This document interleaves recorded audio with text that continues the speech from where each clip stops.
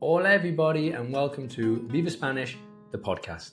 I'm Lee, founder of Viva Spanish, Spanish teacher, occasional coffee enthusiast, and someone who spent years helping people move beyond simply learning Spanish to actually using it. Because, let's be honest, most of us didn't decide to learn Spanish because we dreamt of memorizing irregular verbs or arguing about the subjunctive. We wanted to order tapas without panicking, chat with locals on holiday, feel more confident when we travel, maybe even build a life in Spain.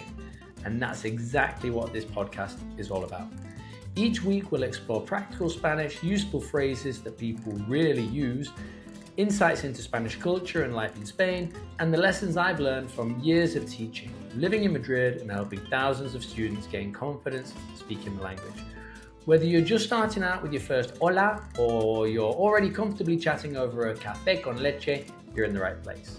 So grab yourself a brew or perhaps something a little more Spanish, and let's spend a bit of time improving your Spanish and understanding the people and culture behind the language. Bienvenidos. Let's get started. Today I want to tackle one of the biggest myths in language learning, and it's a myth that stops thousands of people from making any progress. The myth that some people are good at languages and some people aren't. I hear it every week. Lee, I'm just not a language person. Really? Interesting, because you seem to speak English, although not perfectly, pretty well. And the last time I checked, English is a language. What I think people actually mean is I didn't have a good teacher of languages when I was at school and the lessons were pathetic. Now, that's different. That's very different. The word/phrase for now is todavía. Todavía meaning still or yet. Todavía no hablo español. I don't speak Spanish yet.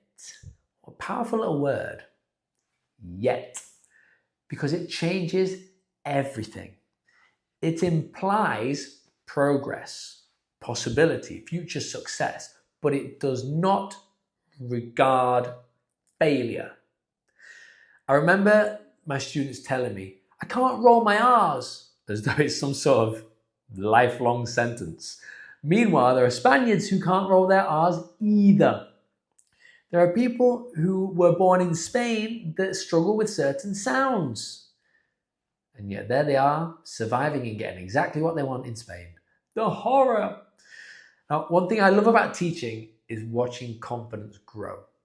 It doesn't tend to happen overnight. It's not a dramatic thing. It's gradual. But a student that once struggled to introduce themselves is suddenly telling me a story. And another starts speaking without translating in their head first. Another realizes that they've just understood an entire conversation.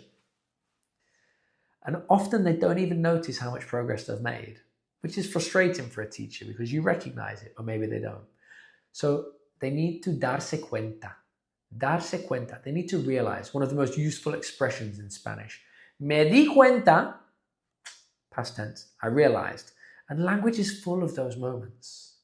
You suddenly realize you understood something. You suddenly realize that you didn't need translation. You suddenly realize you're actually speaking Spanish. Me di cuenta de que. I realized that. And I think comparison is one of the biggest killers of progress. Because there's always somebody that knows more. There's always someone that sounds better. There's always someone that started younger. But that's true of everything. Fitness, business, music, life.